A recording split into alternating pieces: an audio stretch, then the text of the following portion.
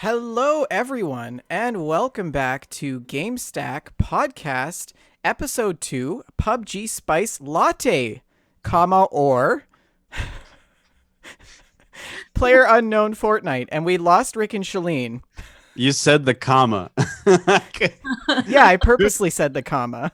This says grammar. And the show is already on fire because we lost you guys on the video What? feed. Why? So, Can everyone hear us though? I'm sure. yeah, so I'm going to have to I'm just going to re-add you guys. This is fine. This is That's good fine. to see here. Carry on. Shaline, you want to take us through the intro? I sure do. I'm Shaline, as you heard, one of your hosts, and we were introduced by Vendertron, the lovely and talented Vendertron. Also with us Hello. is Rick. Say hello to the people. Hey everyone, how are you? How's everyone doing? Excellent. been a Okay, very- aside from the part where Rick had a stroke there on the live on the podcast. I was trying to do the whole hooray, but I couldn't follow it up with anything. I had nothing. Well, I'm glad you guys are doing good. I'm really, really excited to be hanging out with you guys. I really missed you. Yeah. Oh, it's been a long time. It's been like a week since we've hung out. It's too long. know it feels exactly like it's been a week. Oh man, this is crazy. I'm editing on live. I think you're just showing your insane abilities, your super skills. But before we roll into this podcast and to give Vendertron a chance to get the podcast fires put out, let's go ahead and do some housekeeping. Before we begin, we just want to talk about whether or not you guys would like to have access to archived streams specifically through YouTube, because our Twitch channel only keeps that stuff for 2 weeks. So we'd like to know if this is something you want. You know, it wouldn't be very hard for us to put them up there, but I'm not going to bother with it if nobody wants it. So just let us know if you'd like to have these on YouTube. And I know that they say that you can't always get what you want, but in this case, you can. Yes. You can also get what you need. Vendertron? Oh my gosh. Well, now that I'm ready to come back into reality, I will remind you guys today, the podcast is run by your friendly neighborhood robot. So any malfunctions are not covered under warranty. Please contact Robco Industries. I am not responsible for any fires or trashes of any nature. Trash fires. I totally feel like we should have a Brady Bunch song going on. Oh my gosh. Oh wait, wait. Right, Yeah. right. Brady Bunch. Just bring in the Brady Bunch. Well, we've got a really good lineup. Shaline, did you already talk about our shout outs? Okay. Carry on with that. Yeah, go ahead. She's still housekeeping. I just wanted to thank you guys, we all did, for helping us debut as the number 55 video game podcast on iTunes. That was pretty darn cool for our debut of this totally independent little podcast. To launch at number 55 on the chart at all is pretty amazing. Yeah, that's fantastic. Like that's we're already breaking down milestones. Very cool. One for the And- books. I think that's technically setting milestones. I'm just saying. Breaking down barriers? Is that how it goes? I don't know. We have a few specific people that we would like to thank for this, because 5-star reviews are a major part of getting you on these podcast charts and podcast lists. So thank you to BL_Sizzle, Rookie626, Jim Bass, and McFinglefangle for your 5-star reviews. One of these guys told us, like, please don't quit. And I really hope we don't quit, because I never want to launch a new podcast again. It's a lot of work. Before we get going, I want to announce my resignation. No, I'm kidding. I will drive to Pennsylvania and I will hit you. Is that what I have to do to meet you Yes. face to face? Yeah, I yeah. will drive to Pennsylvania and I'll punch you. Mm. Oh dear. So real quick, I just looked at our numbers, like download numbers, and they're not bad for one show. It's not too bad. So Did we have what, like 6? we have 5 actually. 5. It's 5. yeah. No. It was the five reviewers. It's 100% 5-star review rate. No, actually, we're just south of 200 for episode 1. Well, and we are worldwide. If you look at our map of downloads, we are all over the place, which is really cool to see. People all over the world are listening to our Yeah. show and watching it. I want to know who's in Singapore. Yeah. Yeah. And whoever is in Taiwan, if you could stay at that iHotel and let us know how your experience is, I would be above and beyond. Thanks. Yeah, that's cool. Other regions. What the heck is that?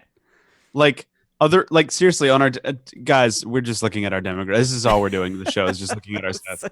But I just see other regions on there, and I'm like, what other regions? Like Probably. ISS? Yeah. Antarctica. Yeah. Other regions. North Korea, maybe. If you're listening from Antarctica, please write in. And move. It is much nicer north of you. Anyway. So everybody's joking in chat about making a road trip to give Rick a little love tap. And oh dear. Wow. Sounds like a real manager tray of a time. Guys, it's Friday. We just started the show. Give us like 20 minutes. Got to warm up still. Gosh. With that, I guess we should go into what we're going to talk about today. So today we've got some awesome news stories for you. Rick has some potentially controversial things that I think we should talk about, and I also wanted to talk about. So we will get to that. We're also going to talk about our gameplay over the last 2 weeks. We have previously played Cuphead, which dropped last week, which was a ton of fun. Shaline can attest to that, so she's probably going to talk about it.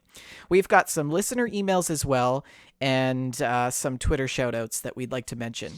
So, without further ado, what's on the stack this week, Shaline? Can we start with Rick? Or what? Rick? What's Me? on the stack this you go week, first. Rick? Well, first of all, I wanted to talk about that last week. The Call of Duty World War II, or as I like to say, WW2, beta came out, the online multiplayer beta. And it was out for like 3 days, I believe. And, I wanted to give it a shot because I wasn't quite sure how this Call of Duty was going to be. I mean, we all know Battlefield 1 went back to World War I, so Call of Duty follows suit, and everyone kind of wanted it after that weird futuristic thing they did that everyone was kind of curious as to what they were smoking when they decided to go into the future and wall run. Anyway, so they went back to World War II. It feels like a Call of Duty, 30-06 powerful guns, don't have any recoil whatsoever. And it's very fast paced. And it's, the way that it runs. I got 15 headshots one game, and that's how you made too easy of a game, because if I'm good at it, that's something wrong. And it was actually kind of fun. I had a lot of fun playing against people. The war mode is, you have to take different objectives. They only had one map and one war, scenario in the beta, and it was pretty fun. That's what I ended up playing mostly. You have to secure a radio house, and then you have to either have to protect the radio house from being captured or capture it. Then you have to either prevent a bridge from being built or build it. Then you have to what's the third thing? I think you have to blow up an enemy depot or protect it. Then you have to escort a tank or keep the tank from entering the last area. And so I had the most fun playing it, and everyone just uses SMGs. It turns into Call of Duty. Everyone uses the same gun that's super OP. And it's just, yeah, it's just, so here's my final take on the game. Yes, it's fun. Do I want to spend $60 on basically a reskinned Call of Duty? No, I don't think I want to spend $60 on this. Yeah. I really don't know what the single player is like. I think that's what's going to make it or break it for me personally, because I do enjoy single player. But for multiplayer, it's just the same old. And they're throwing in zombies too, because why not? They're probably still trendy. Because we need to come up with something new. So, I mean, my guess is if anyone's interested in Call of Duty, other than the diehard fanboys, which there are, and rightly so, if anyone's kind of interested just in the fact that it's going back to World War II, it did look very good. I would wait till it goes on sale to buy it, and that's probably what I'll do. So that's my final. Oh, and as far as bugs go, I didn't really experience any gameplay bugs. The audio was, however, horrific. Oh, Horrific. well, you would say that. No, I mean it was bad. It was glitchy and like Oh, it was bad. really? It was pretty bad. Yeah. So, but So you were, if I remember correctly, you were pretty skeptical about it. I was, I'm a big history buff, Mhm. and I love looking at World War II. Mhm. Oh, someone in a mousetrap in the chat says that it has David Tennant as a voice actor. I suppose that's pretty impressive. David Tennant. I love David Tennant, so that would be pretty cool. Maybe that would sway me. No, it doesn't. But it's at the end of the day, it's just a game, and it's a game about the multiplayer. It's not about historical accuracy. You're just using quasi historical looking guns that shoot not at all like they should in the game. So, I mean, it's fun. It's kind of cool to go back to kind of what started it all. I mean, I played those original Call of Duties like crazy. Yeah, I mean, I'm just going to wait till it goes on sale. So, right on. The other thing I wanted to talk about is that today the Battlefront 2 beta went live. So Battlefront 2 is obviously a sequel to Battlefront, Star Wars Battlefront, out by DICE or EA, I'm sorry. And it's out now, so you can play it. Anyone can. It's on PC, PS4, and Xbox One. It's just for this weekend. It's the open beta. And you get there's a couple modes that are available for it with the beta. It's multi-stage galactic assault, whatever the heck that thing is, player versus AI in arcade mode, and ship combat and starfighter assault and small team fights in 8 versus 8 strikes. It's open until October the 9th at 4 p.m. Pacific. I am going to be downloading this tonight and playing it hopefully Saturday evening into Sunday, because I didn't get a chance to play Battlefront 1, and I'm really excited for Battlefront 2. I like the way that it looked. You can see that you're battle droids from Naboo. I think it's going to be a good time. So right on. Are either of you two? What were you going to say? Are either of you two interested in Star Wars multiplayer shoot 'em up? I really like Star Wars, but I've never played any Star Wars video games. So, Yeah. but I think I would like to give it a try. I'm Gotcha. more interested in the single player campaign. Yeah, I think that's where I would begin too. I haven't played competitive multiplayer in so long that I'm actually a little bit. I feel some trepidation about jumping in. See, this is why you got to come into Arc. It's a Canadian territory on our server. It's very kind, and you can build a base and not worry about dying. And well, actually, you should worry about dying. You probably get chewed up a lot, but it is survival. I mean, it has to be. Speaking of Arc, side note, people in the chat are commenting on my background today. If you guys must know, I am inside of a Giga mouth. The Gigasaurus is the largest dino that you can get in Arc. And I was looking for a background today and thought this would be suitable. You look like you're about to shoot an elderly motel owner while wearing a red beret. Yeah, I totally need a red beret. I am in Dinky the T-Rex. Yes, Dinky the Dino. Dinky the Dino. And the reason I chose this background is because I literally had the roughest week so far of grad school. I had a midterm today at 1, from 1 till 3. Who gives a midterm on a Friday afternoon? I mean, really. So it was a rough week. So I feel like I've been chewed up. Week of grad school, and then I totally dropped the ball on podcast prep. Hey, man, where are we now? Where are we now? Podcast, and then she complained that I reformatted the show notes. I did. Yeah, I don't regret that. It was sad. Anyways, yeah. So I hope we're not going back to this again. Yeah. Well, we'll move on. Okay. So here's the. You done? Still going? What? Still going there? Go ahead. Yeah, I really hate Zoom's auto compression when I go to talk, because it sounds like you're stopped. I hate it. Anyway, so should we get into the controversial subject now? I think. Well, do you want to talk about it in the news? It is news. That's what we're doing. News. No, we're talking about the games we're playing, Rick. What? Yeah. Wow. We're talking about the video games we've been playing lately. I thought you were confused. when we I was talk. so used to doing news, and I could have. See, this is what happens when Vendertron reformats the show Hey, notes. hey, hey! This was above the news. It was above the news. All right, all right. I'll be quick about this. I've mostly been playing Guild Wars 2 because of the Path of Fire update that's been out. It's been amazing, and I want to play it now. Screw you guys. I'm gone. See it. No, I'm kidding.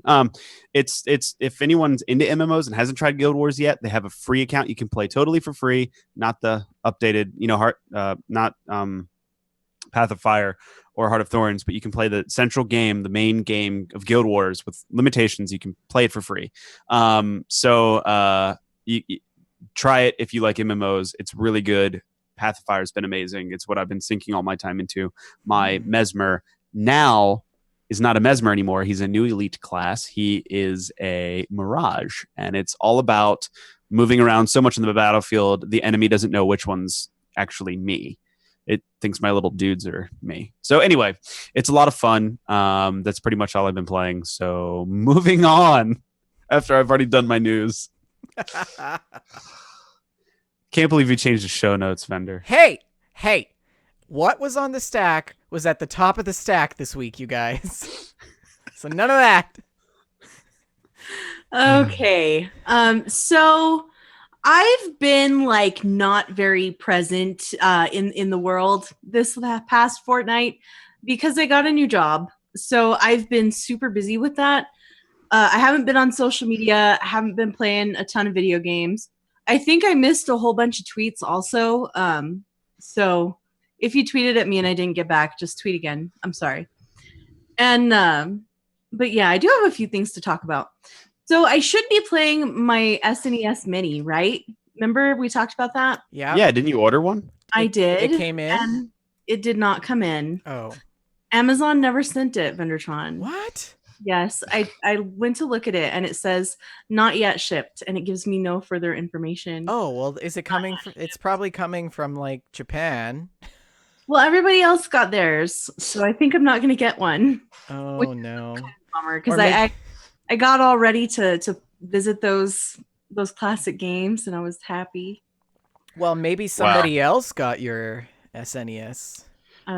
Joseph Tao in the chat says that Amazon oversold the pre-orders and are having staggered releases. Does this guy have like a news ticker in his head? Well, I'm just going to copy and paste what Shaline said about her SNES and move it down to news, and we can talk about it in the news when we get there. How do you feel about that? Okay. Joseph Tao does have a news ticker in his head, actually. Because he knows like everything. He knows everything. He is basically like all-knowing. He's our resource. He's basically the scribe. Yes. He's our podcast scribe. Yeah. He's amazing. But anyway, yeah, I didn't get mine, and I hope I get one someday. I played Cuphead last week on stream, and that was one of the more humiliating experiences of my life. It was also super fun, though. Cuphead is fantastic. If you haven't tried Cuphead, I really can't recommend it enough. It's very, very fun. And it's very brutal. It's very challenging. But it sort of triggers that same reaction that I get from playing the Trials series of like, okay, let's try that again. Okay, let's try that again. And just over and over repeating it until my thumbs hurt and my arms sore. And oh, it's fantastic. I really like Cuphead. Mm-hmm. Something that I did learn, if you watch the stream, it took us like an hour to get past the first level. And that was after we had moved it to easy mode. Well, it turns out easy mode only applies to the bosses. So when I beat that level, the run and gun level, I was just a little better at Cuphead. So that was a bit gratifying. Oh. Yeah. Well, it really, for the first hour, it seems like it was really demoralizing. You know, it's brutal. You're like, I am a failure. I've never been good at games. This game has confirmed that I've never been good at games. Yeah. Makes you feel like terrible. But I thought you did pretty good though. Yeah. It really fun, man. I felt fantastic while I was playing it. Yeah, So. and at the end there, you were just like getting them all. Yeah. For a little while, for a very short time, I was a ninja, but for a lot of the time, I was just dying a lot, and it was good. I liked it. So play Cuphead. And I played a little bit of Metroid Samus Returns. Now, I was really excited for this game to come out. And I was a bit of a Metroid 2 defender. Not many people like that game. I always liked it. But I put off playing it because I knew I had applied for this job and I didn't really expect to get it. So I thought I'm going to need something to cheer me up when I don't get this job and I'm sad. So I had saved it until I got the bad news so that I would have it. But I didn't get bad news. So I was just busy and didn't have time to play it. Because that's how my life goes. That's good, though. That's a good thing. That's definitely a good thing. So I booted up Metroid last night and played for about 40 minutes. And I am a big fan of this game, Metroid Samus Returns. I really like the new melee counter move that they've introduced. It's a bit similar to a move that was present in Metroid Other M, the Metroid that shall not be named. And I really like it. It's very good. It feels very solid, very immersive. I do have a little bit of a problem using that the 3DS's analog slider instead of using the D-pad. I would prefer the D-pad, but they've mapped some other buttons to the D-pad, so okay, that's a bit of a drag. But it's a lot of fun, having fun with Metroid. Looking forward to investing a lot more time in that game as well. And that concludes my gameplay talk for this week. Sounds like you've even still had an interesting week despite all of the chaos. Yeah. Well, I think this is the reason we do a podcast, because we always make time for gaming in our lives. That's how important it is to us. And I actually got around to playing some Fallout last weekend. Awesome. Which I still consider part of my week. So, I go by Gamestack time. So 1 week is actually equivalent to yeah. So I actually got around to playing some Fallout, and you guys know Lucky Tatum? Tatum. So he is sounds familiar. Yeah, he is one of the big raiders in the Wasteland. He actually resides at Poseidon Energy, the factory there. Anyways, Desdemona is the one that sends you on this quest. I think it's called Lucky Traits or something. And you got to go and kill Lucky Tatum. Well, I've already killed him, and before I finish the game. And so I get on Fallout, and it's been a long time, right? Like, when you get on Fallout and you look at your quests, because it's been a while since you played it, and you look at your quests, and you're like, I don't even know what this is. Like, I guess I'll do it because it's on the list. Like, let's just do it. So the quest was kill Lucky Tatum. So I head on down to Poseidon Energy, and this guy is alive. I've killed him before, and so I'm killing him now for like the 10th time. I don't know, he just keeps coming back to life. I think I'm stuck in sort of like some sort of Tatum time loop or something, because I just can't kill this guy. It's terrible. I keep going back to Poseidon Energy, and all his goons inside the factory are dead, but he is still alive. So I think there's some sort of glitch in my game. I'm not sure. It sounds like it. Oh yeah, it's great. So this time I went in there, guns blazing, pulled out my fat man, blasted him with 2 mini nukes, and then I went and seen Desdemona to let her know, because So we'll see if she comes calling again, asking me to kill Lucky Tatum, and then I'm just gonna like lose my mind. But it was really nice to get back to Fallout. And I don't know. I'm really shocked that you encountered a glitch in a Bethesda game. Frankly, I'm floored. Well, yeah. I'm through the floored. You broke Shaline. I've been wanting to play Fallout 4 again. It's just I need the cold weather to do that right now. Yeah. It's one of those hunker down and just don't talk to anyone games. Yeah. Open my window up, let the breeze in. Yeah.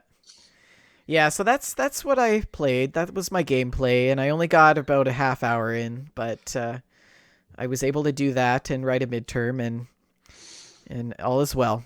So that's pretty much the end of our gameplay. That's what's on the stack for us this last fortnight. We're gonna move on into some news now. And Shaline, what have you got on your plate this week? Okay. First off, shout out to Joseph Tao as usual, because he provides us with a brilliant news breakdown every week that helps us. Mm-hmm. And I want to open up with the Atari box. We've talked about this previously on another podcast, I believe, not on this podcast. But the Atari box, it's actually going to cost $250 to $300, somewhere in that neighborhood. Now, I think there's been, I listen to a whole bunch of video game podcasts because I have a whole lot of commuting time. And there's been a lot of misinformation out there. The Atari box is not a retro box. It's not like the NES Classic, the SNES Classic, the Genesis Classic, the Commodore Classic. It's not like any of those. It's more comparable to an Ouya, I think, would be the closest analog to what the Atari box is going to be. Huh. Sort of like a low-powered, like the Steam box. Do you remember when the Steam box was going to be a thing? Yeah. Oh, That tanked yeah. hard. That's really more what they're looking at here. It's not a classic console. It will play those classic Atari games. It can also play non-Atari PC games, but nothing AAA with high-end graphics. So, and it can also do things like Netflix, et cetera, apps, web browser. So that's basically what the Atari box is. Rick. I'm trying to figure out Let us have it. what market are they like targeting here? Are they trying to target the same market as the Ouya crowd, i.e., no one? Exactly. That's the question here. Who is this product for? Not me. If I want to play these games, I'll play them on my gaming PC. Exactly. Yeah.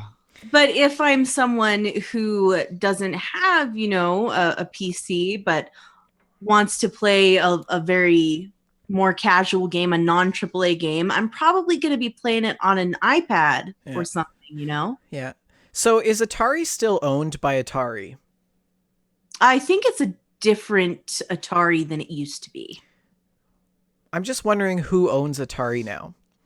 Because I think you guys had talked, or we had talked about this on a previous podcast.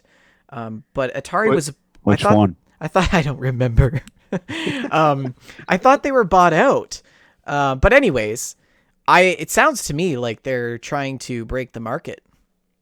Break the chain in the market of all these, Sony and Xbox, and, so I don't know. Yeah, it seems like I don't know. I don't see that there's a place for this product, but we will see. Maybe, the Atari box is going to come out and it's going to sell like gangbusters. And we will see a bunch of emulators, and the guys at Nintendo will be just kicking themselves because they didn't include the ability to play Minecraft on the classic. I don't know. Well, if it does come out, we'll make a little vector of it and we'll add it to our stack of consoles that we have in the bottom corner of the screen. Guys, I don't normally want to do this, but we asked about who owns Atari, and I swear you have to hear this paragraph that I found on who owns Atari. All right, give it to us. It makes just see if you can follow along, because I barely can, but I'm pretty tired. All right, so on November the 6th, 1998, Hasbro Interactive acquired all Atari Corporation-related properties from JTS, creating a new subsidiary, Atari Interactive. Infogrames Entertainment, IESA, bought Hasbro Interactive in 2001 and renamed it to Infogrames Interactive, later Atari Interactive in 2003, when Infogrames Inc. licensed the Atari name and logo from the latter and changed its name to Atari Inc., a name used for a company founded in 1993 as GT Interactive, which IESA also renamed to Infogrames Inc. and acquired a 62% controlling stock interest by 1999. After IESA's acquisition of Hasbro Interactive, Infogrames Inc. intermittently published Atari-branded titles for Infogrames Interactive. On October 11, 2008, Infogrames completed its acquisition of Atari Inc., making it a wholly owned subsidiary. I'm going to go die now. So Atari, I can't even say it now. Atari is owned by Infogram? info INFOGRAMES Grams And Infogrames. who actually now owns Hasbro Yes, so and Infogrames owns 12 other Hasbro. subsidiaries. Like Oy. gosh, it's out Well, of that sounds like the gaming industry. I just that paragraph was like, what is why? Was there even a period in there or a comma or something? Like it was talk about a run-on sentence. Wow. Wow. So just Okay, so Atari is not Atari. That's the consensus. That is our conclusion. Goodness. So let's move on to our next news story. Let's just move right along, moving forward. The next news item is that the SAG-AFTRA video game voice actors strike has come to an end. They've been on strike for quite a long time now. They were interested in improving their lot in several different ways. For one, they wanted to receive royalties on games that performed very well. They wanted to have some more information on the games that they were auditioning to play in so that they would be able to better negotiate their fee. And they also wanted to be able to have some more control over the performances that they give in terms of things like things that might be damaging to the voice. Like, for example, if they're going to do a day of recording death screams, maybe they'll cut that down to just a couple of hours, to preserve their instrument so that they're not out of work for a month because they've wrecked their voice screaming for a day. And they have arrived at a settlement with the game companies. There were 11 primary video game companies that were involved in the strike. They didn't get everything they wanted, but they did get some things, which is pretty good. Instead of royalties, they have gotten some new bonus payment structure. It's not a huge bonus, though. So don't think that they are getting these, massive bonuses while developers who are losing their families, in crunch for a video game are getting nothing. They're getting it's a very reasonable fee, $1,000 to $3,000 for many sessions. So I think that sounds pretty fair to me. And they've also made an agreement to keep working on the issue of vocal stress so that they can protect their voices. And also, they can have now some more information on the video games. They're not required to tell them what game it is, but they are telling them some more. I believe the game's code name is one of the things.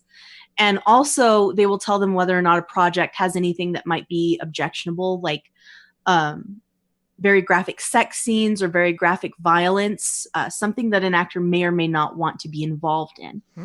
So that's very good for these voice actors. And I'm interested to see going forward how this strike affects the video games we're going to see over the next couple of years, because the strike went on so long that projects will be releasing for 2 or even up to 4 years that are acted by non-SAG-AFTRA actors because of the strike. I'll tell you something. I bet you it's the only strike where people are wearing cosplays.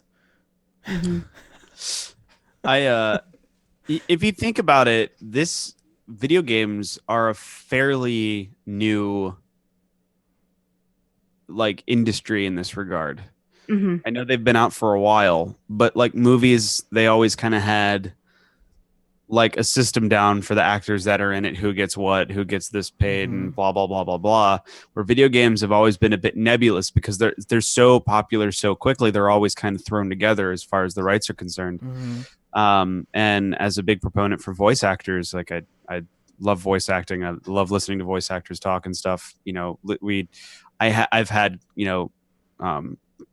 conversations with Jan Johns, and just listening to her talk about her job and the stresses that go along with it. Yeah, I mean, it's not easy. And, the only person I think that can do screams over and over and over again and have a voice intact afterwards is like John DiMaggio, who does like Bender and half the other voices in Futurama. Or a toddler. Yeah. So I mean, like, yeah, this definitely. I hope that some resolutions to keeping them honed, I guess you could say. Yeah. Have you guys seen the YouTube clip of the guy that does the voice for Linda from Bob's Burgers? No. It's incredible. I'll post it to Twitter after the show, but it's like this guy, he does multiple voices actually in the show. Well, voice actors, they'll often do a lot of characters. Saves on money, right? Saves on having to find another voice actor, but And there's just a few people like saying Bender and John DiMaggio quotes in the chat room. I love that, the Marcus Phoenix. Oh, come on. If you're into that stuff, please go watch his documentary, I Know That Voice. It's amazing. I've seen it like 5 times. It's awesome. No, I It's want to not play just about Gears him. before. It's about all voice actors, but yeah, it's yeah. So All right. So that's it for voice actors. You know what else has voice actors? Assassin's Creed Origins. That's a game that has voice actors. oh, can And it call also it- has a special. that sweet I'm segue. giving Rick a dirty look now. You can't She's whole quite audio. testy this week. podcast, but I'm giving Rick. Bender. Well, Shaline, you're supposed to poke him, and Okay. I'm supposed to like. That's just don't Wait, do let that, me just- Let me Shaline. just let her up the What are you doing? She's stabbing you with a nail file. Oh, So, Assassin's Creed is a video game, Assassin's Creed Origin, and it's going to have a cool new mode called Discovery Tour, and it's something I'm really excited about. It's basically a museum tour of the open world with no combat. You go into a museum and you put on the little headphones, or the museum app. Sometimes museums have a specialty app. And it sort of guides you through and tells you about the exhibits. Oh my god, you know what would be the best? If the tour guide was the little kid from Nellis Air Force Base. Right. and you had to sit and listen through the whole Oh, thing. man. Every conversation goes back to Fallout.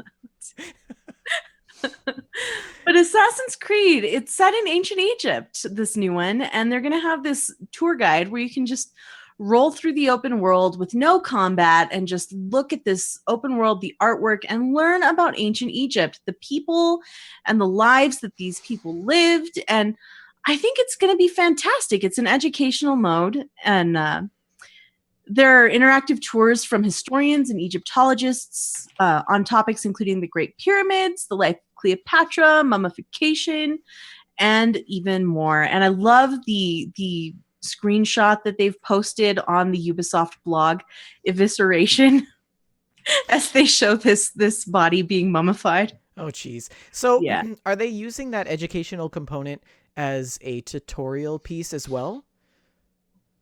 I don't think so. No, I think it's just an educational mode. I don't think you'll be able to really do anything but walk around. Oh, okay. So you can't like scale the pyramids and stuff. I don't think so. But I I'm don't- very excited. really? I am. I might possibly I love ancient Egypt, Rick. I love this kind of thing. I could potentially spend more time in museum mode than actually playing the game. I was just going to say that. And this is our opportunity to go on a vacation to Egypt without having to leave our house. I can absolutely see myself spending a lot of time just walking around and looking at the beautiful paint. Look at the details they've gone to here with the reliefs on the wall. Look at that. There's 2 types of people in this world. There's the Rick people and there's the Shaline people. Yeah, basically. Well, here's the thing. It's like, the game better be really good to justify. Here's a guided camera tour and some, voiceover over the game that we just made. I hope, Every game. I want this in every game. but I hope the game isn't so crap that this is like their way of trying to validate a piece of poo. Like it's a piece of poo and we get it, but we give you a guided tour of all the nooks and crannies of the piece of poo, and we show you all the corn. So like I just hope they do good. Now I don't know.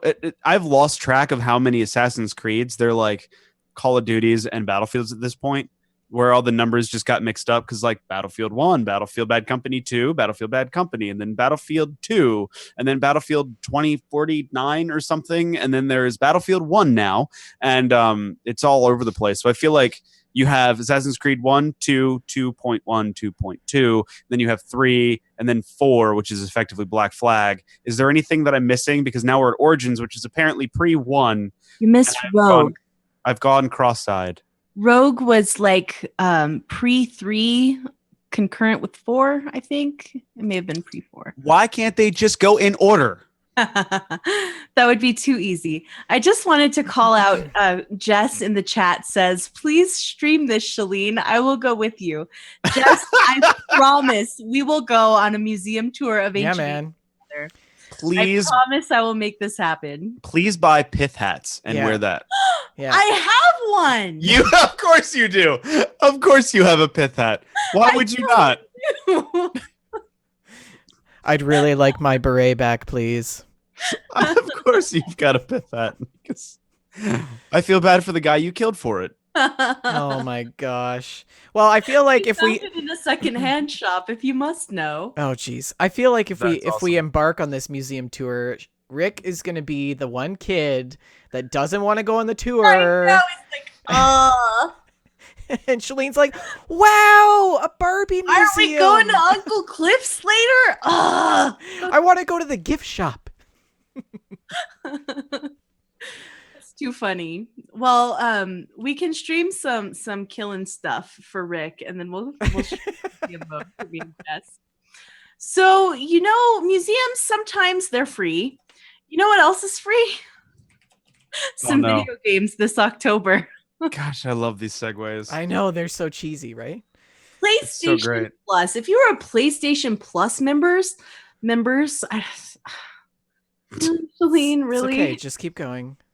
If You you're can blame that one on me too if you'd like. member, you can get some fabulous free games like Metal Gear Solid 5: The Phantom Pain. Still haven't finished it. Pretty good video game. I haven't either. I've played maybe 5 hours of it. It's fantastic. Everyone I've talked to that has this game has only put in 5 hours. Every single person. I think you know what it is. You get to Africa and you're like, ugh, and then you just quit because you have to keep doing it. Well, I The wonder story if is there's so something bananas. scientific behind that. So bananas, but it's pretty good. The gameplay is very solid. The Amnesia Collection, which includes both The Dark Descent and A Machine for Pigs. I understand those are pretty scary. I've never played them. I started Amnesia, never finished it. Yeah. Not because I was afraid. I just didn't feel like playing it. Because you had amnesia? Huh? Who are you? Maybe you did play it and forgot. I started it, but then I was like, I'm going to go play Fallout. This is around the time when like Fallout came out. I think I got it on a Humble Bundle or something. It's like my mom bought Memory FX, but then she kept forgetting to take it. Geez, dude. So like anybody who's had a grandparent kind of go through the Alzheimer's thing, like we're all kind of in this little club together because we all get it. Yeah. And my favorite birthday card was like for 50 or 60, and it's this little old lady in a park bench, and she's got a thought bubble and it says, "I may have Alzheimer's, but I'm sure glad I don't have Alzheimer's." And I love it. Oh, that's anyway. So talk about little dark humor there. By the way, it's really nice that your chair could join us this evening. Yes, the unofficial fourth host of Gamestack. I forgot to grab the folding chair before this. Give us a little squeak, Rick. I just imagine if you actually grabbed the folding chair, your head would be like down and like it would just be the top of your head on the screen because it's a folding chair and it's probably smaller. No, it's actually about the same height. This thing's down all the way. So Right. Well, that was chairs off the record. So we have to. What are you doing? We have to stop making that joke now, Vendor. I know. Wrong. We're so not allowed to ingrained. make that joke anymore. I wasn't even on the podcast and I can't get it out of my head. We're gonna get sued. We're gonna pay them now. On PlayStation 3, you can get Monster Jam Battlegrounds and Hustle Kings. If you have a PS Vita, you can get Hue and Skyforce Academy. Those are both crossplay with PS4. And Hue actually looks really cool, like a very special sort of platformer. I actually purchased it for Xbox. I've never played it, but it looks really cool. Xbox, if you have an Xbox Gold account, you can get... Don't laugh, Rick. You can get Gone Home Console Edition October 1st through the 31st. Gone Home is really good if you've never played it. I recommend Gone Home. You can play through it in about an hour and a half or so, and it's a very interesting story. So I recommend that. Maybe we'll stream it sometime. The Turing Test is available October 16th through November 15th, and I'm interested in that. It looks like a puzzle game, sort of a first-person puzzler. Yeah, my wife has played it on PC, and it's actually a pretty cool story. Oh, neat. I'm Yeah, definitely going to check that out. I watched because I'm like, can't you blow up the wall and just go through? And so I watched her play it, and it's pretty complicated. It's a really deep story. Mm-hmm. It's all metaphysical, man. Very nice. Very nice. If you have a 360 or would like to get a backwards compatible game, you can get Rayman 3 HD October 1st through the 15th. Or you can get Medal of Honor Airborne October 16th through the 31st. Great Medal of Honor game. Great. Did you play it? Are you going to play it for 5 hours? Well, I mean, I beat it like 15,000 times in the PlayStation 2 when it first came out, but it's awesome. Like each mission, when you parachute in, there's different landing zones that give you like different weapon or attachments depending on where you drop in at. It's pretty rad. Sounds like they picked that idea up from another game. What game? Never mind. We'll go into that later. What? Just never mind. Keep going. Keep going. I wasn't even paying attention. I have no idea what you guys... You're a part of this too, Shaline. I'm sorry, what? Oh, man. We have all had a very rough week, you guys. I've actually been up since 6 o'clock Thursday morning. Mm-hmm. So I'm going on like 30 hours, I think. Yeah. I spent my day doing taxes from January that somebody done. I spent the day loading 150-pound objects in and out of trucks. Yeah. I spent yesterday doing taxes from 2012. Oh, what? Didn't the world end then? Yeah. Oh, dear. So my new job is a challenge. Hey, vendor. Yeah. Play the Red Dead Redemption 2 trailer. All right, Save guys. this trash fire this podcast has become. Well, it's gonna be a little tricky because I'm gonna have to resize it quickly first. So On the fly. Yeah, on the fly. So calm down, everyone. It's tricky. Don't worry. It's tricky. To rock a rhyme. Oh. To rock a rhyme that's right on time. Oh, nice. You're just putting it in the corner there? It's tricky. Yeah. I see what you're doing. Wow. It's See, I had it all set up, but You're such a pro. To rock a rhyme. Look at you. we moved Zoom. All right, here we go. Rolling the Red Dead Redemption 2 official trailer.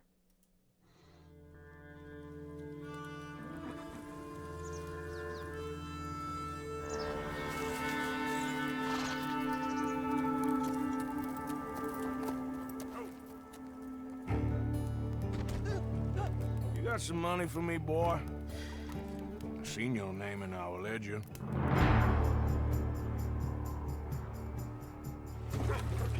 You're a wanted man, Mr. Morgan. Maybe when your mother's finished mourning your father, I'll keep her in black on your behalf. The voice. Sucks.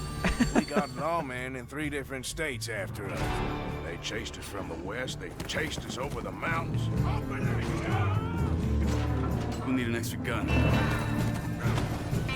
This place ain't no such thing as civilized.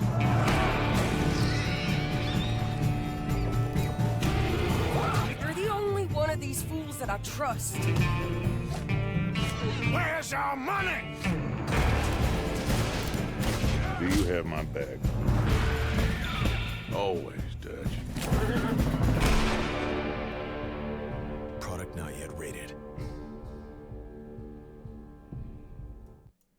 All right. Well, that was our Red Dead Redemption 2 trailer. What do you guys think of that?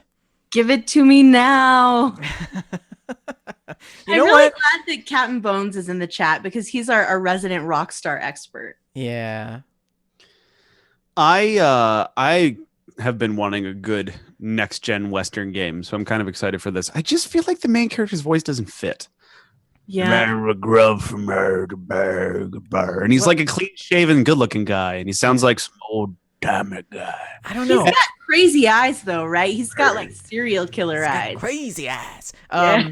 You know what? Seeing the trailer the second time around, the voice kind of grows on me. Mm-hmm. Yeah, so I think it's something I could get used to. I never did play Red Dead Redemption 1. Well, I did, but it was only like at a friend's house for like 20 minutes. And I thought, oh, yeah, that's cool. Never pursued it. But this looks good. And you know what? I think the only reason I'm into it is because I watched Westworld. I watched So good. I watched Magnificent Seven, and I've been like, I need a Western game, and I tried like New Vegas, and it crashed. Captain Bones says he's got a deep Southern drawl. Look, he has a deep Southern drawl if he was from Sling Blade. That's what it reminds me of. Oh my gosh, it does. Yes, it's why it doesn't fit. Biscuits, mustard. Oh my gosh, you guys. Like it doesn't. The folks call it a Kaiser blade. I call it a sling blade. It's just it doesn't work. It doesn't work. Shaline, you're from New Mexico. How Western is Western in this game? Okay, here's the thing, Vendor. I'm from New Just gonna lay Mexico. down the path. I'm from New Mexico. This is the Southwest, Right. not the West. But you have tumbleweeds, so you We do qualify. have tumbleweeds. But we're doing our own thing out here. You know, we're not really the same. This is like The Yeah. traditional West. the Red Dead's like Northwest Utah, Okay, California fine. kind of. Be like Texas. that. Texas boys going north, kind of There thing. were alligators in this trailer. I think it's gonna be like in Louisiana or something. They had Oh, snow-capped yeah, there's mountains. There are so Alligators. many alligators in video games. Mafia 3 had alligators. Assassin's Creed Origin has alligators. I think- Yeah. Well, the South, honestly, as far as like Louisiana is concerned, is like an area that really hasn't been touched as far as game location has been concerned. I think Mafia 3 was the first game I ever played that was down there. Mm-hmm. Mafia 3, I really liked the setting. There was a lot to love about that game. Like it wasn't as good as I wanted it to be, but there was still a lot to love there. It got repetitive, but the cinematic was awesome. I mean, It was beautiful. like the whole opening was just gorgeous. I thought it was amazing. And the immersive driving, I forget what it was called. The realistic driving mode.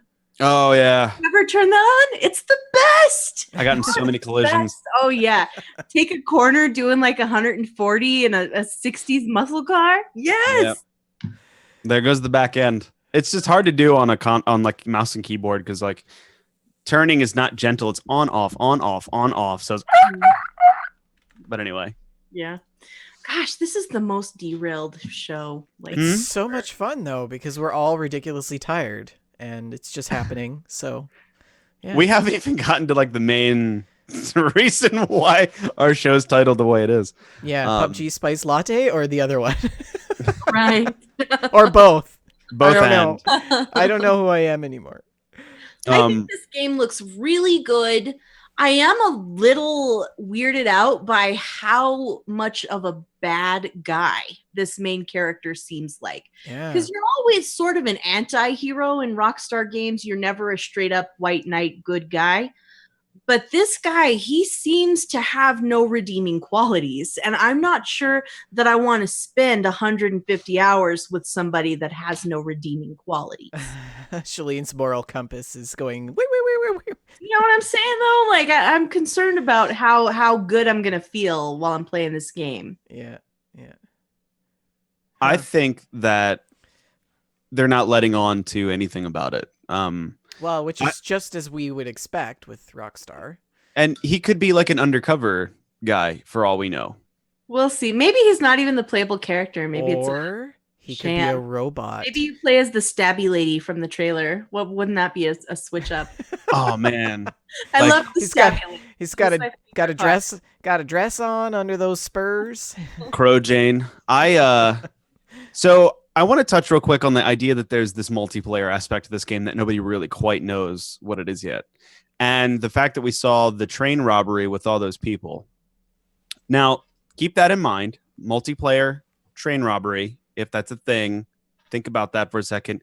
And remember the opening scene, one of the opening scenes from Shanghai Noon, Yes. where Owen Wilson and his gang of wannabe outlaws robs a train and the guy starts like just shooting random and just that's gonna be what it's like, because you're gonna be like, taking out this train and there's one Yahoo who's like, I disconnected the train for you, and like put dynamite in the smokestack and then blew the whole thing up because he could. Like, that's Or I'm looting the engineer for his little train hat. pocket watch. yeah, or we could throw dynamite in the smokestack and blow it up just to get the DeLorean up to 88 miles per hour.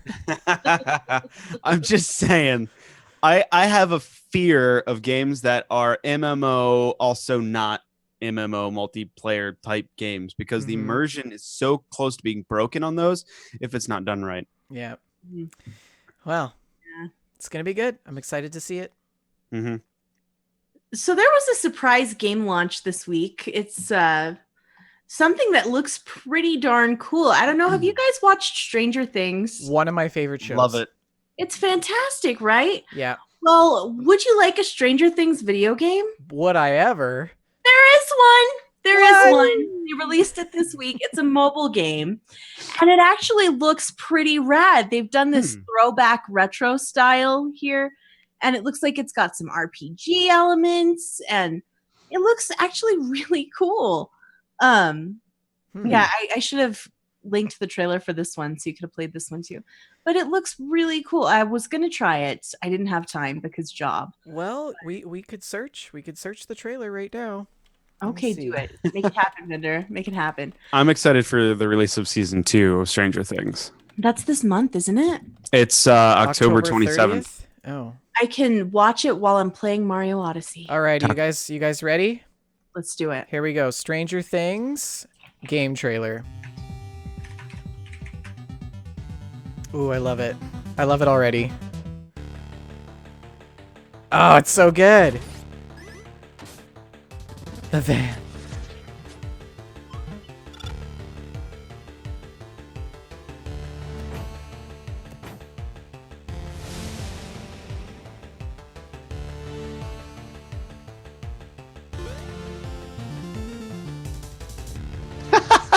Oh man, I cannot wait. The I can- waffle. I cannot Tie-in games wait. are traditionally not the best, but that one looks fantastic. Particularly the soundtrack. The soundtrack was already great. Yeah.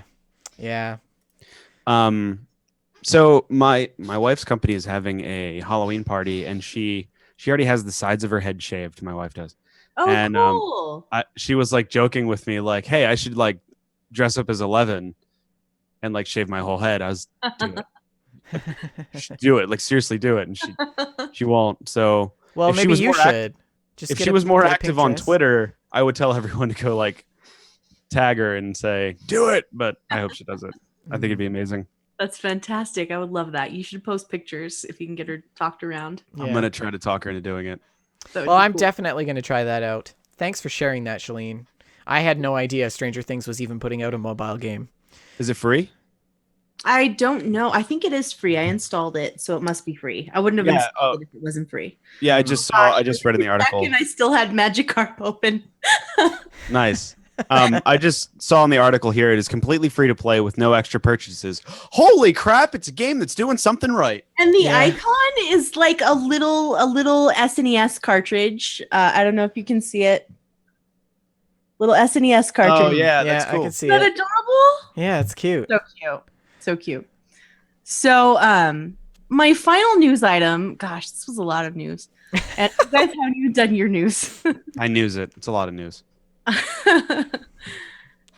My final news is Fallout news that may or may not be news. May or First may not. off, it was Fallout's 20th anniversary last week. That was Wow. 20th anniversary of this franchise that brought us all together. Isn't that great? Mm. What a Yes, beautiful jerks. thing. Yeah. And during this week, Chris Avallone, who worked on previous Fallout games, Specifically, also New Vegas. Just want to throw that out there. New Vegas, Fallout 2, I believe, and New Vegas. And he released on his social media some Vault Boy sketches that were unfamiliar. I didn't recognize them. I'm not sure that they were from an existing Fallout game or if they were just something he did. And then he went ahead and released a picture of, he does this a lot. He'll draw a little stick figure that represents himself. And these little sort of comics is something he does very regularly. But he drew this little stick figure and had it hugging a Vault Boy and saying, "I missed you." And Oh. the internet exploded, thinking that this must mean, of course, that Chris Avallone is working on a new Fallout game. Mhm.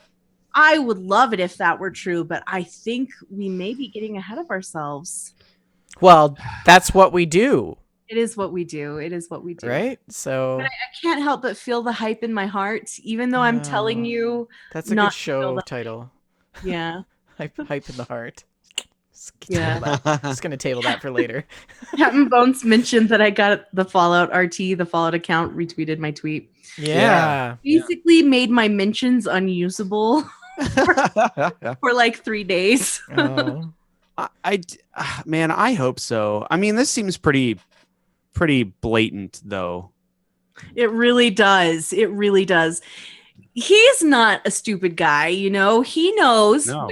and he had to know that that's what people would think. Mhm. So Oh, exactly. that without having something up his sleeve, I don't know, guys. I don't know.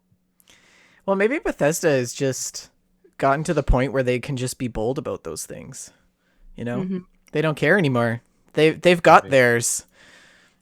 Do we know if those other Vault Boy sketches, the Bible RPG, the brainer, as I like to call it, and the plot reading, do you think that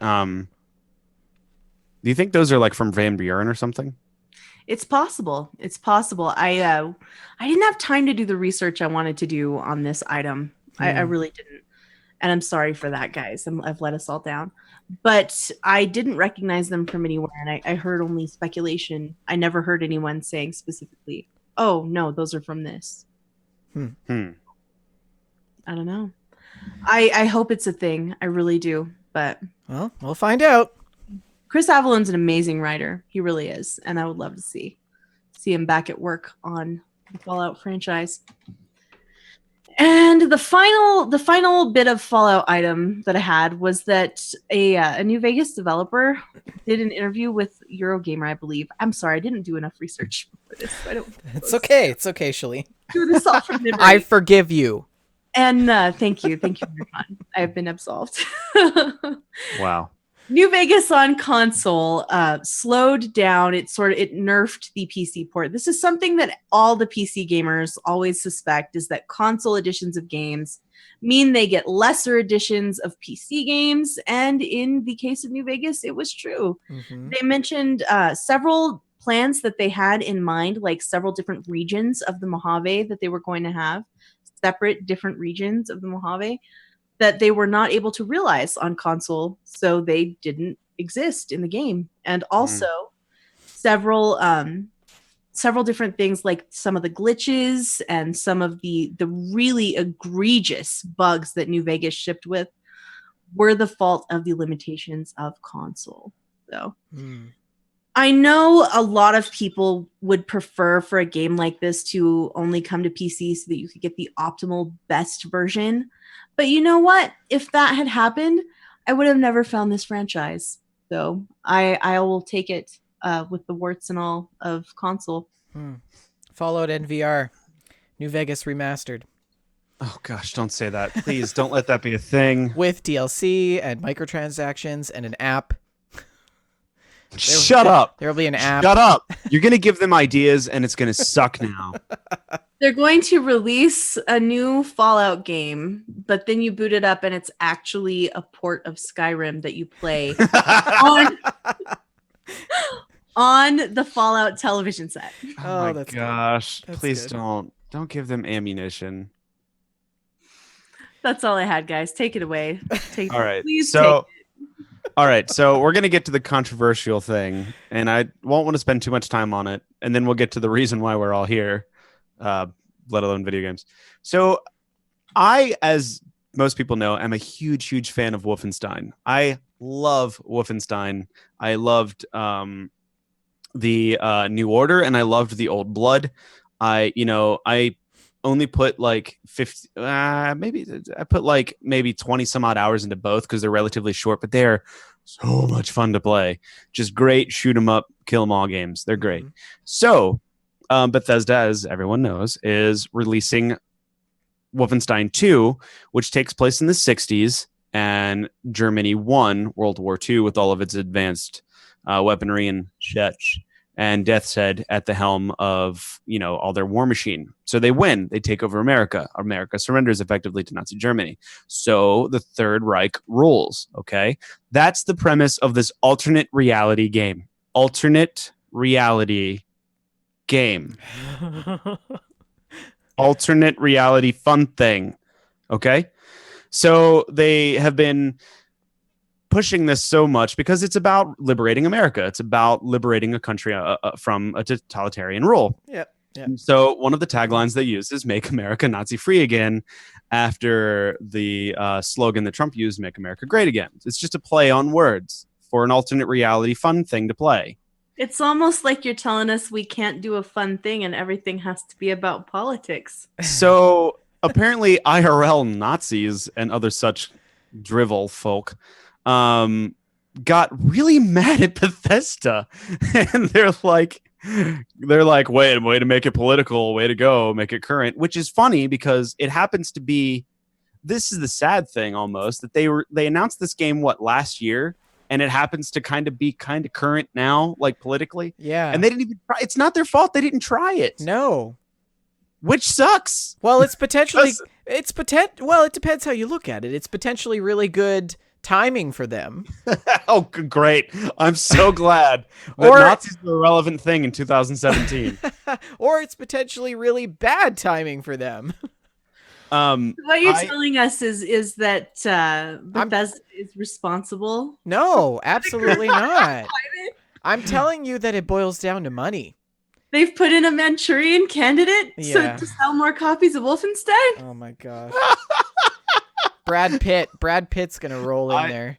So I think that the world's just a bit too PC nowadays. I think we all need to watch Blazing Saddles and have a good time. Mm-hmm. And people need to let it go. This sucks because Bethesda's getting so much hate for this, which I don't think is affecting Bethesda at all. I think they're kind of having a good chortle about it as well, because it's kind of silly that, again, in 2017, Nazis are a controversy now, which is funny because how is this controversial at all? Because we should all hate Nazis. How is like, this a just thing? kind of I know. Yeah. Like, my grandfather... The Nazis were definitely bad. Yeah. Well, the funny thing is that, like, yesterday, I saw on Twitter... somebody had tweeted the trailer for Wolfenstein, and I thought to myself, I watched it for the third time, and I thought to myself, that seems pretty relevant actually to what's going on right now. I wonder if anybody's going to make an issue of this. And then the next day, blew up. It was like it was all over Reddit, and I was like, we need to talk about this. Yeah, and so there's so much caveated history to what actually happened in World War II. But overall, the ideals of Nazism and the Reich are abhorrently evil.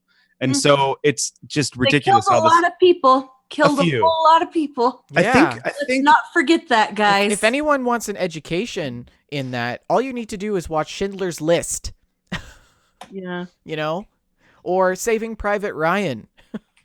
Yeah, or talk to me because I'm kind of a history buff here.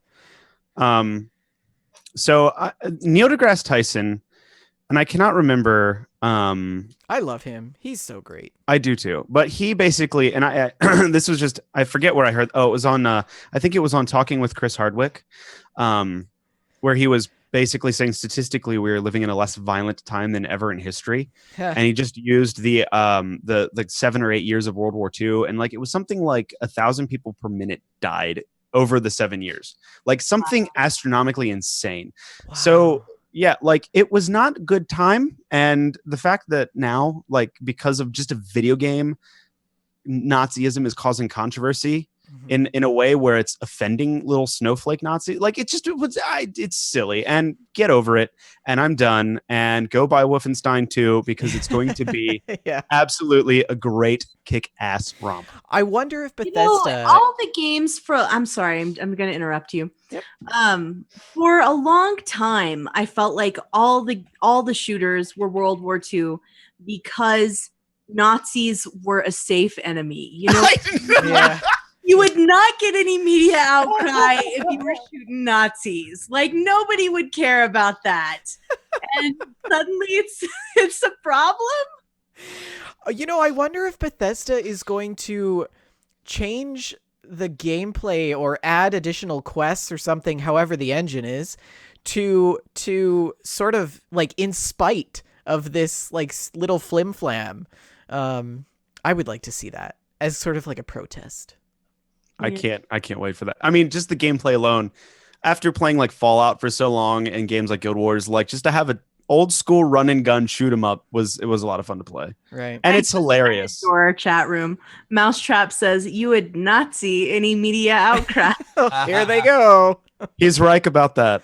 Oh my God. Do you realize what you've done? It's easy. It's It's like shooting fish in a barrel. Yeah, and if anybody wants to have more fun with this, go watch The Producers by Mel Brooks. It's a great movie. Yeah. Yeah. Well, is that all your news for the week, Rick? Well, I said mine in gameplay, so yeah. Well, I've got some more controversial news coming down the pipeline for you guys. You guys are all familiar with PUBG or Player Unknown Battlegrounds. I lose at it a lot. Well, this next media story that's kind of taken the heat, as well as Wolfenstein, is PUBG versus Fortnite. I wouldn't be surprised if I see them on Judge Judy next week.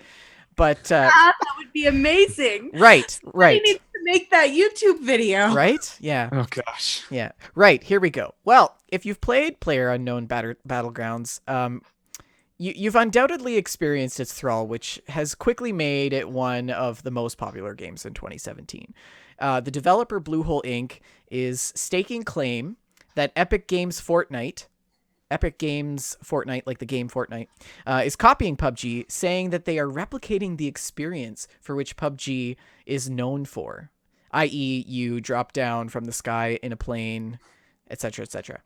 While the game is still in early access and is still a work in progress, it has already sold over 13 million copies, grossing a whopping $400 million in just over 6 months, which is pretty incredible. But isn't it the most played game on Steam? Yes, and let me be clear here. This game is not finished in terms of development, and it's currently only on single platform. So its success is really only just starting out, which is pretty unusual, I think, for the world of video games, to gauge it that far. So, but Fortnite is a third-person shooter survival game. Have you guys ever played Fortnite? No, because I have PUBG. Oh, see, there you go. Well, here's where it gets kind of dicey. So Fortnite is a third-person shooter survival game. It has a rather cartoony, sort of lighthearted feel to it, and it claims that the game is in fact very different from PUBG, in that you actually defend a static area, a fortified location, dropping in to your fort or whatever from the sky in a Texas Scramble sort of fashion as seen on PUBG. But just as a reminder, Epic Games is actually a strong contender in the gaming industry based out of North Carolina. So it's actually the driver behind the franchises like Unreal Tournament, Gears of War, and it's actually responsible for the Unreal Engine of which PUBG has been built on. So so Bluehole Inc. is actually partnered with Epic Games. So that makes it even more awkward. It's like, oh, we used your engine to build our game that's been so successful, but now we want to sue you because you made a game that's we think is, copyright infringement. Well, it could be a little dicey with that because they're concerned, I believe, that they may be using some of the code that and things that went into PUBG, because they do have this relationship as the publishers, as the engine creators, and PUBG has licensed that engine. PUBG pays Epic for the use of the engine, and now so it will get dicey. Now Epic is making money with a PUBG clone. And the game PUBG has been so successful that Bluehole Inc. has actually made it its own subsidiary company. That's owned by Hasbro and Info Games, and just kidding. But here's the thing with games being developed on the same engine. The engine is almost irrelevant to the content. Like, just because it's developed on the same engine doesn't mean it's copyright infringement. It's copyright infringement, like Shaline said, if they use the same assets or the same code, maybe they're just reskinned. And I think that's the thing here. It's not so much that they're both on Unreal. Well, yeah, and I think it's important to point out that, I personally think that video games are very iterative. That's to say, one really builds on the other. If we look back in time, Call of Duty exists because of Halo, and Halo exists because of Doom. So I really don't think Bluehole has much grounds for accusation at this point. I think it's really just an innovation. They should just get in a room and, talk out their battle, not sue one another and make a big media story. Maybe it's just a stunt. Maybe it's a media stunt. We don't even know. Didn't you mention before the show, because we were talking about it a little bit before the show, isn't one of the big issues the fact that Fortnite called out PUBG in comparing? It's almost like Chartreuse saying, yeah, it's almost like we're Chartreuse and we know the color yellow, but we're not yellow, but we're like it, but we're not yellow. Yeah. Rather than just saying we're They Chartreuse. did basically say, hey, you like PUBG? Yeah. Don't like spending money? Fortnite! Yeah. It's almost like a ShamWow infomercial of a game move, Well, I don't know. I think that, there's been a lot of speculation around the public statement that went out, and a lot of people are saying that PUBG is really basing these claims on public fan perspectives, having played both the game and given that feedback. So I think, it's one instance in which gaming companies really shouldn't listen to their fans because it's just creating a situation that, No, my mind kicked back to the lawsuit between Queen and Vanilla Ice. Ding, ding, ding, ding, ding, ding. Mine goes bum bum bum but a bum bump, and theirs goes bum bum bum but a bum bump. See, there's a difference. I know. I don't know. Bluehole's heading down a very slippery slope, and I think the only way they're going to win this battle is with Judge Judy. They're under pressure, and it's pushing down on them. So, yeah, I just see what you think did there. that they all need to sit back and have some nice cool drinks with some ice. Yeah. All right, kids, gather around. That's enough. Gather around the radio. Next up, I'd like to talk about some notable video game releases coming out this month. I know that Shaline had talked about some of the free games that you can see coming down the pipeline, but I want to talk about some of the games that are dropping. So on October 6th, which I believe is today. Yes. What's today? yes, today. The 6th. Layton's Mystery Journey is coming out. Catriel and the Millionaire's Conspiracy, which is kind of a puzzle video game that you can find on 3DS. Looks super cool. So if you're Indeed. interested in those types of Game games, I you have can... recently added to my own stack. Excellent. Look at that. Nice. On October 10th, Arctica 1 on Windows, PC, and VR, I think it's a VR component, is coming out. It's a post-apocalyptic game set in Russia. So, Shaline, you should probably add that to your stack. Oh, yes. Post-apocalyptic Russia. Speaking of that, real quick, there was a news article that came out of all the cute little puppies in Chernobyl. You're not allowed to pet them. Oh. Yeah, they're radioactive puppies. Oh, okay. I thought, because their hair will fall off, or... No, because at night they glow because of all the radioactive particles in their fur. Well, it's good. You can see where they are, And run away. Yeah, But anyway. Yeah.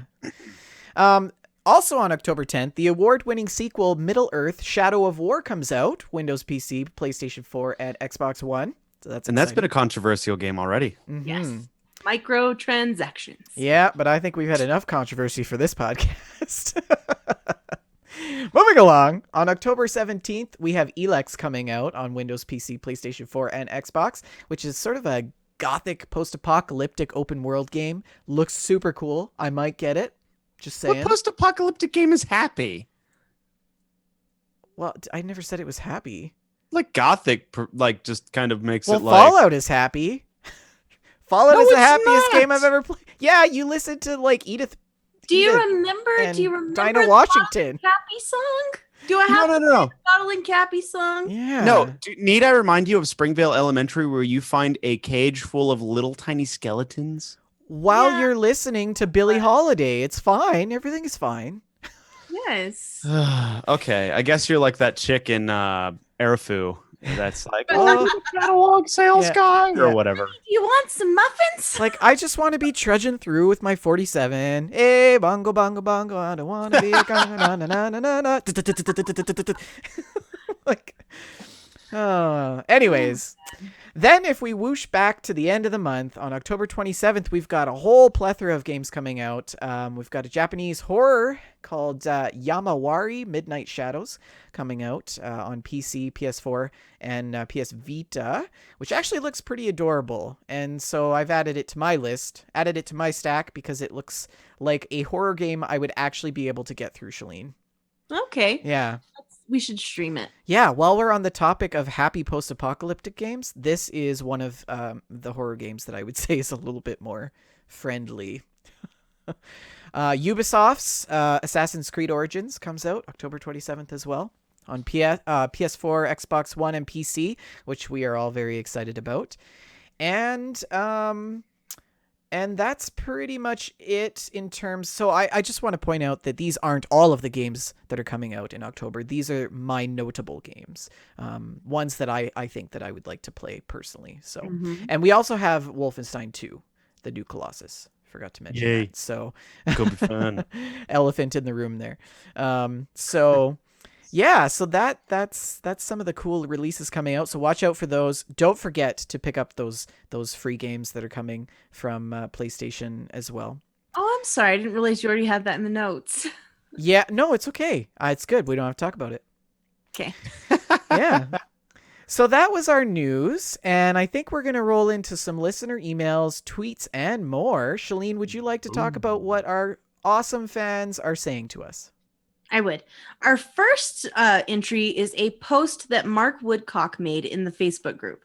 He says, I want to thank you three for the strange looks I got from my coworkers because of the beaming smile on my face while listening to the first episode. Your discussion topics on violence and stealth got me thinking about my experiences with The Last of Us and Dying Light, and how desperate and real the combat felt. Where I would try to use stealth as much as possible and avoid killing humans in The Last of Us because of the sounds they would make when choking or shivving people made it feel so much more personal and gritty. I have to say the opposite for Dying Light because race thugs deserved it. Some of the slow motion kill cams when decapitating zombies and seeing the gore right before your eyes were absolutely glorious. And I had my girlfriend leaving the room when I couldn't help but ooh at all the detail in the graphics. With that said, I can't wait for the next episode. Much love from New Zealand. Glad to have you guys back in my ear holes. Wow, Nice. that's a sentiment. That's one you of our don't New hear every Zealand day. listeners right there. Yeah, That nice. was a very like King Julian laugh. I can't do it. Oh, I screwed that up. Yeah. All right. All right. Forget it. Singapore, you're up next. We want to read you out on the next show. So Who's reading the next one? I can take it unless did you... Cool. This Twitter message is from @Jake Williams. I've been with you guys since FOTR, and the last episode of KD Radio made me cry. You guys are doing something very special, and I'd rather spend my nights listening to a podcast with you guys than doing anything else. Keep up the amazing work, and thank you very much for that. I did not realize we were that special to anyone that they would rather be listening to us than doing anything else in a nighttime romp. well, I'll tell you something else. As a listener of Followed Off the Record, and going down into my proverbial vault in my last job, you guys got me through the day. Like, I had to go down there for 8 hours at a time. A person goes crazy down there. And so I can totally share the sentiment with you know, putting that on the top of the stack. So thank you so much, Jake Williams, for that awesome Yeah. Twitter message. It means a lot to us. It really does. So, Yeah. and I think it's cool that we actually had stuff to talk about on our second episode. Yeah. You know what I mean? Like fan input. Oh, I think yeah. that's really cool. Yeah. Yeah. Reviewer shout outs, all the We works. have Yeah. the best listeners ever. I We love do. our listeners. I really do. do. That's what keeps us coming back. Mm-hmm. Mm-hmm. Yeah. So that's a podcast. And do you guys have any plugs or announcements? I do. Okay. I do. I do. So this is completely unrelated to video games, but my favorite band, The Replacements. They were out in the 80s to early 90s. Yeah. They just released their live album from Maxwell's that they recorded in 1986. It was recorded back in 1986, but was never released until today. And I got the double vinyl LP set. And it's got some stuff on there that was recorded later, but it was a lot cleaner later for more poppy because they got more commercial, which isn't a bad thing. It's still good music. But like they have like alternate versions of like Answering Machine and Can't Hardly Wait. I listened through that album like almost twice already, and it is so good. So if you're a fan of like alt punk, post punk, it's not punk, it's more like REM or the Menzingers or anything like that. If you like that kind of music, check out the latest live album from The Replacements called For Sale. The Replacements at the Maxwell, I think 1986, I think is what it's called. But it is so good, and it just came out today. It's awesome. Excellent. Okay. Fabulous. Don't forget, guys, Shaline is on the most recent and some upcoming episodes of ASA Podcarding as well. Yeah, they So- launched a new episode today. One of the ones with me on it. Those were so Awesome. much fun to record. I hope I have time. Yeah, we're gonna have to. I'm gonna have to check those out. Maybe I'll do that tonight. Yeah, Yeah. very fun. Well, we'd love to hear from you guys. You could send us an email at info@wejustlovegames.com. And, if you send us a nice message, we might read it on the show. So we love to hear from you. And even if you have any ideas for some upcoming episodes, you can share that with us as well. We are on Twitter at We Just Love Games. You can find Shaline at Shaline L, myself at Venertron N, and Rick at Rick McVick. We are also on Facebook. You can find us at facebook.com/We Just Love Games, and we also have a Facebook group. It's just groups/We Just Love Games. We're also on Discord. And we've got a lot of really awesome people on Discord. You can join us there if you would like. Send us a personal message on Twitter, and we'll make sure you have access to that. So you can join Archen and Kernjess and Captain Bones and Manic95, all the awesome people we love to have there. We record the show live fortnightly on Fridays, 6 p.m. Mountain Time, 8 p.m. Eastern Time on twitch.tv/We Just Love Games. You can find the recorded shows on iTunes, Stitcher, YouTube, and on Twitch, but only for a short time on Twitch. The videos don't stay for too long. And all of our channels are under We Just Love Games. Yes. Yeah, not Gamestack. So find us on Twitch, We Just Love Games, as well on YouTube, iTunes, Stitcher. Please like and subscribe and give us a review, and and we'll shout it out. We'll shout it out on the show.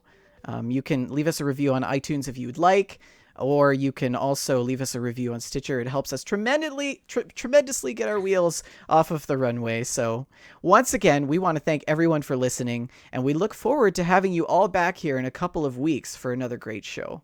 Guys, do you have any final thoughts? Buy Wolfenstein 2 for all the right reasons. Have a good night, guys.